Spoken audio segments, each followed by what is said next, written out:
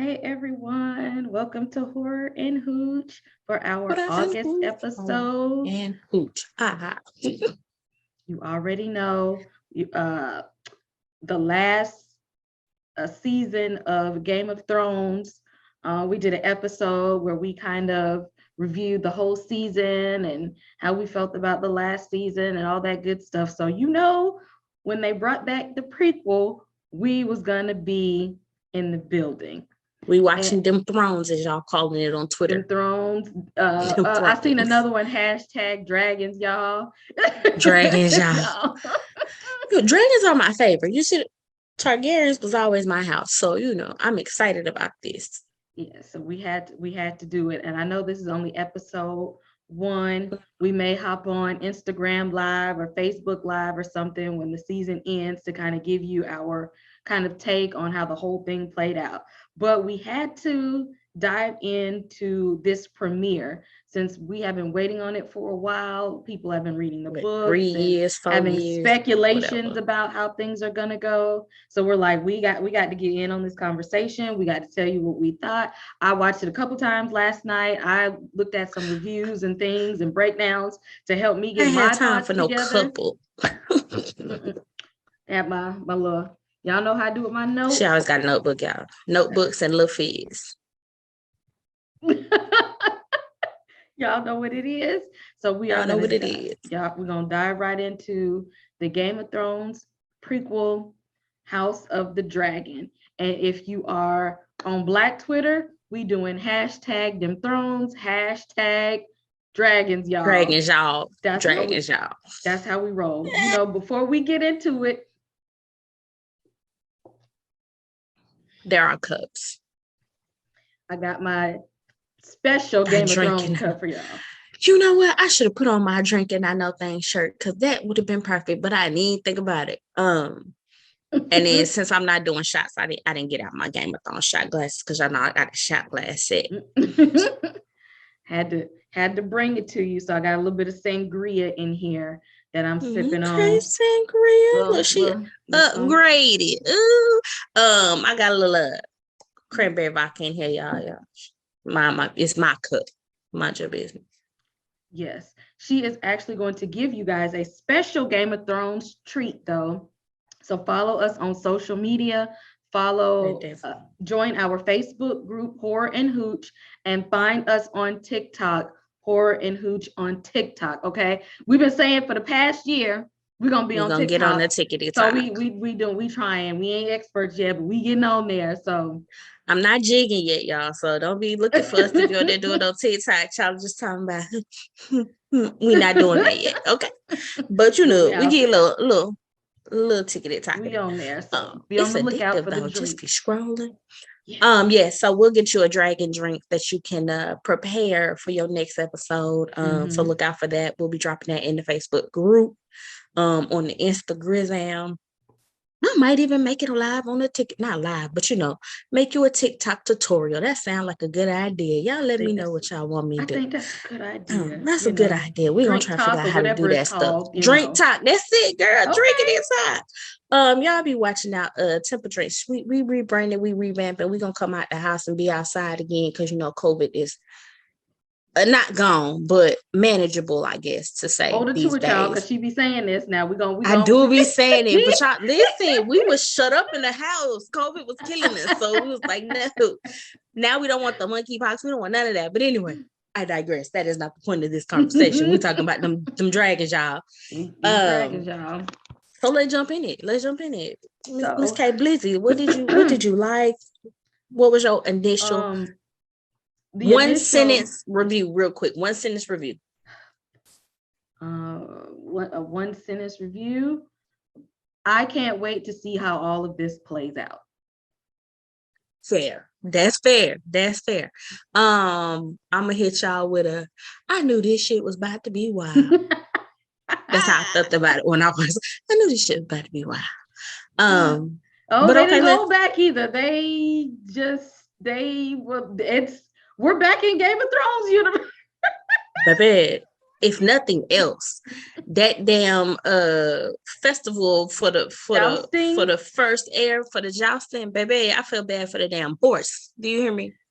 The horse. Said that because I don't think they did any jousting in Game of Thrones like that in the arena. Not like that.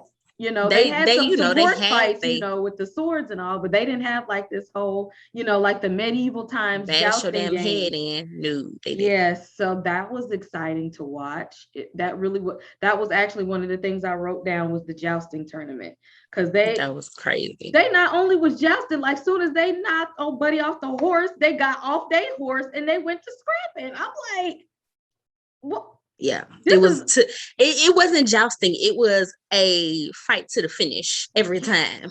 Like this was Mortal Kombat. I was like, wait a minute. I thought this was just jousting. You fall off your horse, you lost. What is going on? They got babies in the audience watching, looking like, ooh, that was wild. It was wild. I didn't expect to see that much blood at the festival. In the first episode, Game of Thrones was like, y'all must forgot who we was. Because they said we gotta show y'all who we are again. I do like in the intro they gave us a little history lesson. They gave us the timeline of how far back time jump. Yes, that they went back before we got to the last Targaryen, which was Daenerys. Well, not the last, because 172 years before the Mad King was reigning. So y'all is not getting no Daenerys in this, and they want to make sure you knew you weren't getting no Daenerys in this. They said, so stop acting like she's gonna be born or baby. No, this is her ancestors up here going back and forth, and the ancestors, the ones that killed off all the dragons. So I think that's why they picked like this time period in the books, because this was like the last era where there was a surplus of dragons and dragon riders and stuff, because after the Rhaenyra era, the dragons started to die down after that. So they got like trying to show us like how that played out. The history lesson. Mm-hmm. I appreciate that. Because it's a lot. I mean, even in Game of Thrones, there's a lot of damn history, a whole lot of family tree backtracking. I'm already writing down shit. It's already online. You can go look them up. It's family trees for days. So definitely the history lesson is necessary. This is the show starting in year 9 of Viserys' rule. So mind you, there are multiple Viserys. He is the first of his name. This is the first King Viserys. Mm-hmm. And Daenerys' brother was of Viserys. Yeah, and then it's important to pay attention that very first scene where like the king before him had to choose his heir. Mm-hmm. You got to realize he was not the direct heir. Mm-hmm. He was picked because he was male, but the more direct heir was his cousin, and she was female. Rhaenys, yeah. Mm-hmm. So she was all that to shit. The black dude. Just, so y'all know the black dude with the white dreads is married to Rhaenys, and she's the one that was actually the real heir, got skipped over, and that's when they found Rhaenyra's dad, Viserys. But let's talk about this black man with these blonde dreads, because the blonde hair come from the incest. So the history says they all had that blonde hair because they all was smashing each other. So when did the black skin come in to the family line for him to get this blonde ass hair like everybody else? Because if he's married to the descendant, I need more details. I need to know how the brother got in the mix. We got to know. We need a history lesson. Yes. I ain't mad at the representation, but I need to understand, because he out here looking like a whole albino in this thing with this blonde ass hair. We know how the Targaryens get down, and that leads me to Daemon Targaryen. Ain't that an appropriate name, Daemon? Kelly Targaryen. Damon. Well, y'all can't even call him R. Kelly, because back in the gap, y'all know you was childbearing age the minute you seen, your hips get wide enough and your body will respond to them things. So back in the gap, he pulled up on his niece with that little necklace and stuff. Like, boy, what is you doing? Okay, can you wait? Can you wait a couple years? But she came at him like she already knew what it was, because she was like, Uncle, where you been? You ain't been in the, where you was at? You been missing. She did step to him first. She really did. Like, I got to check on. And it's weird, like how you go, that is just, it's so weird because she's calling him uncle at this point, but when they get married, she's not gonna call him uncle anymore. You're gonna call him daddy. Damon.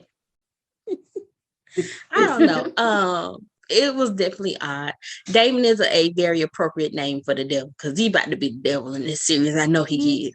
He is just one messed up individual. He's misunderstood. I can see that they're gonna make him misunderstood, because even when he has a discussion with his brother and he was like, I've been here, my boy, I got your back. Like, you see there that he's genuine, but he in his brother's shadow. So he trying to play the look at me game. He out here fucking shit up so somebody notice him. And because he said, yeah, you go to bat for me, but you still let these fools send me wherever the hell they sent me every time. So he gonna be the misunderstood problem child. I already see that unfolding. I ain't mad at it. You gotta have some turmoil. He gonna be the turmoil one. He definitely is. I'm trying to figure out, because just back in medieval times and olden time days, child, they just didn't care about little girls at all. They had, what's the Rhaenyra's little friend, her daddy, I think he's the king's hand, or he's somebody on the king's hand.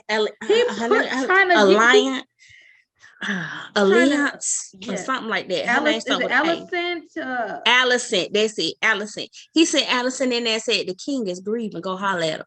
And I said, oh, not you pimping her out, but this ain't the first time he done pimped out a child.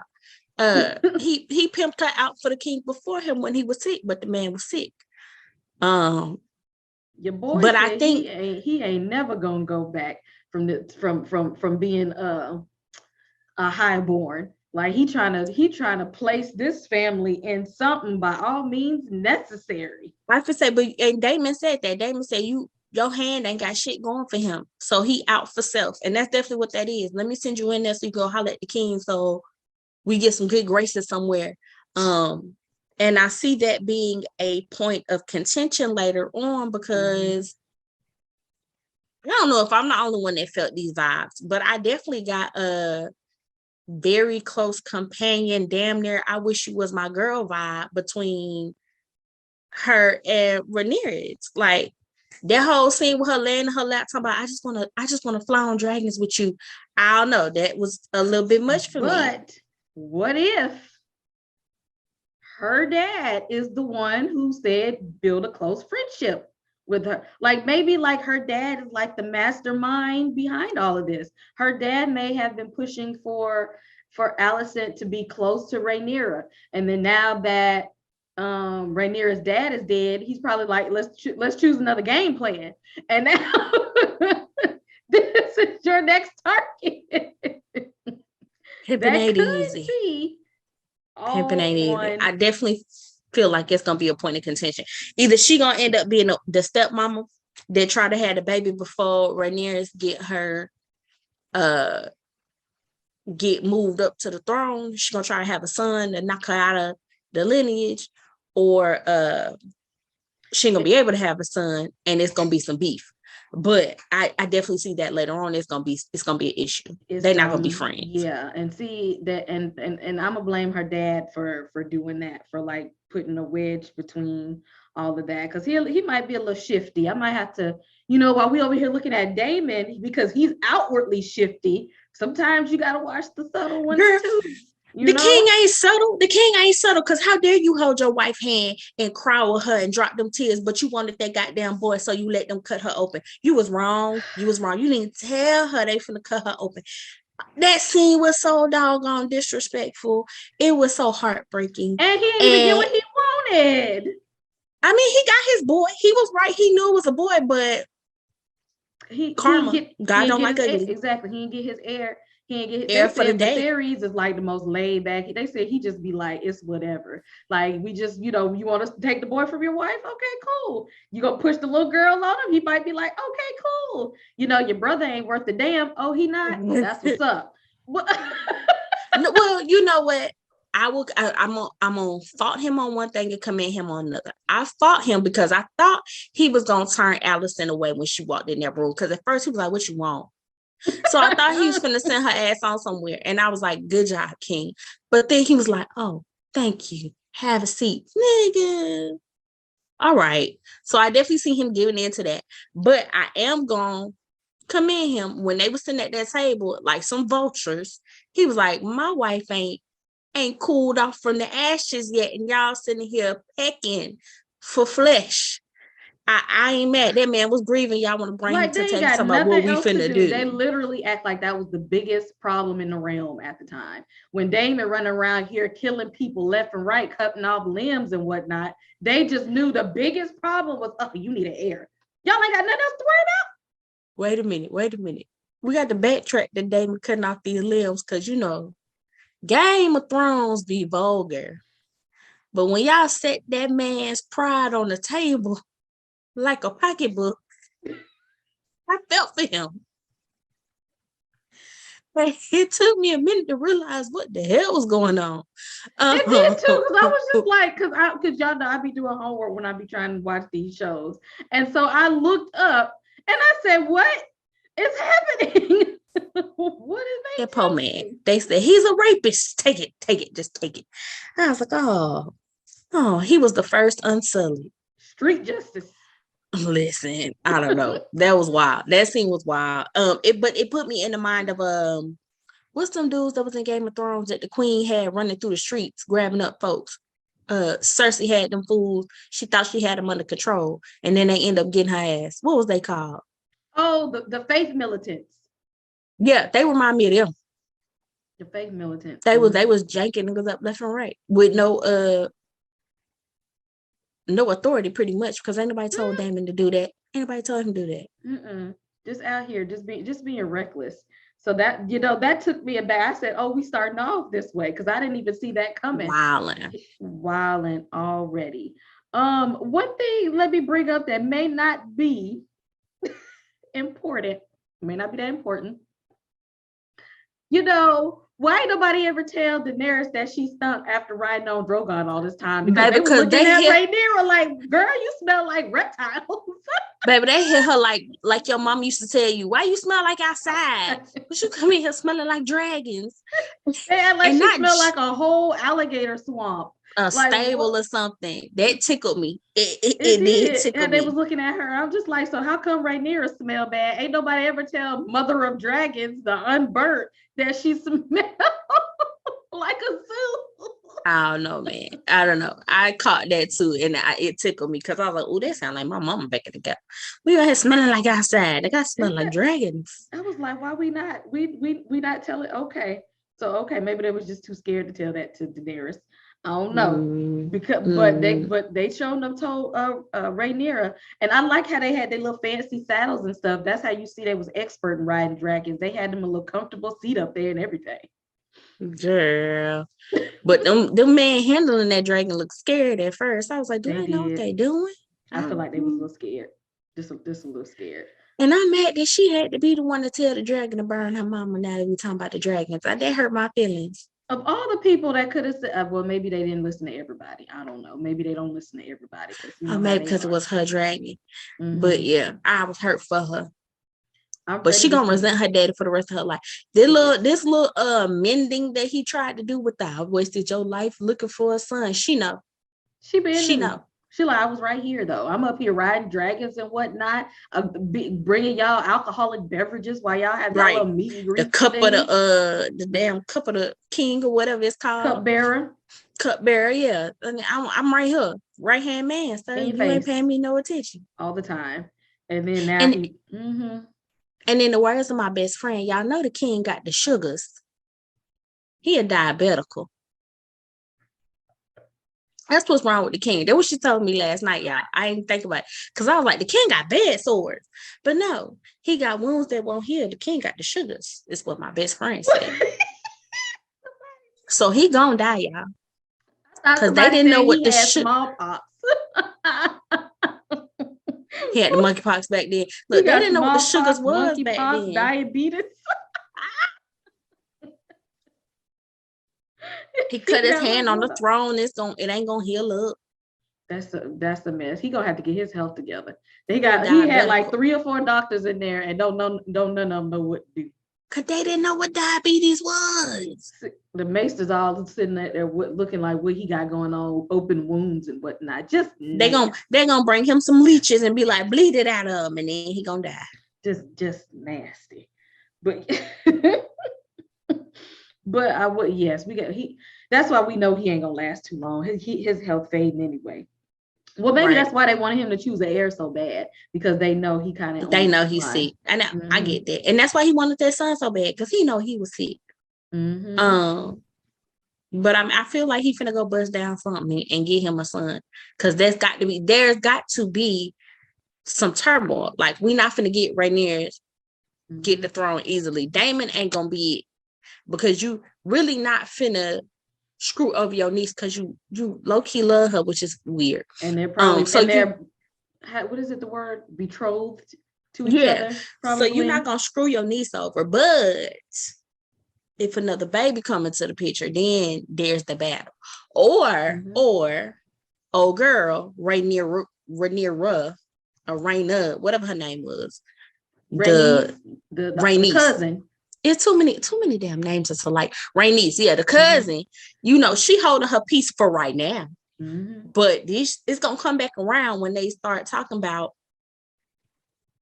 heirs again, because that's what the whole season about to be about. The whole war is about to be about who the heir to the throne is, all over again.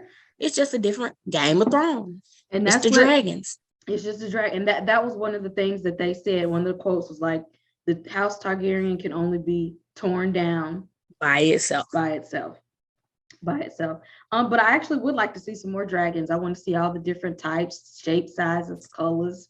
I want to know the names, everything. Give me all the dragons. That was my only complaint about that episode, is I wanted more dragons. That was all. So, and I like that. I like that old girl. So let me backtrack. Hold on.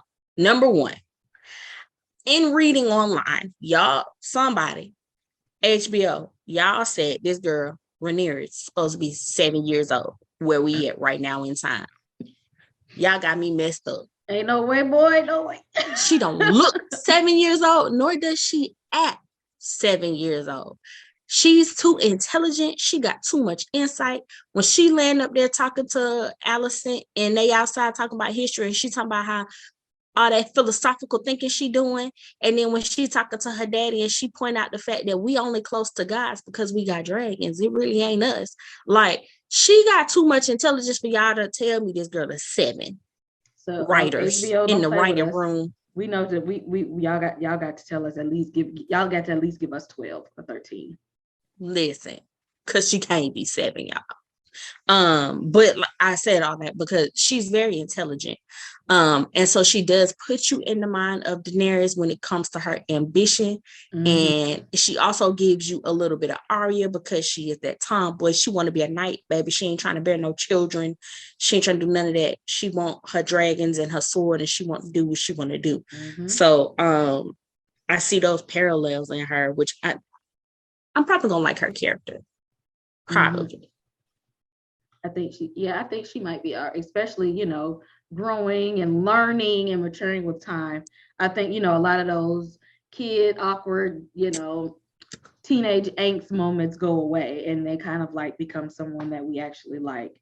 I did like that her dad, King Viserys, once he in his mind realized that was going to be his heir, told her that their family has been passing down a legend, or from Aegon when he first came over to Westeros, that his mission wasn't only to pretty much rule Westeros, but to let everybody know at some point in time that winter was coming.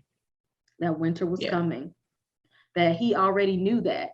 And I think, and I want to say this happened in maybe season 7, when Daenerys first got over to Dragonstone, and Melisandre, the Red Witch, was there, and Varys was there. And remember, they were telling Daenerys something about there was a tale saying that whenever this event happened, that a Targaryen would need to be there to help.